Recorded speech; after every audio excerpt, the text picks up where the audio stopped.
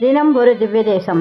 சோழ நாட்டு திவ்ய தேசம் 18 திருக்கண்ணங்குடி கிருஷ்ணாரண்ய கஷேத்திரம்.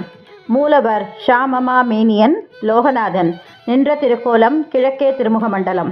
உற்சவர் தாமோதர நாராயணன். தாயார் லோகநாயகி அரவிந்தவல்லி. விமானம் உத்பல விமானம். தீர்த்தம் ஸ்ரவண புஷ்கரணி. சலவிருட்சம் மகிழமரம். மங்களாசாசனம் திருமங்கையாழ்வார். வசிஷ்டர் ஆராதனம் பண்ணி கொண்டிருந்த மூர்த்தியை பாலகன் வடிவில் வந்த பெருமாள் எடுத்து கொண்டு போக ரிஷிகள் பாலகனை பிடித்து கட்டினர்.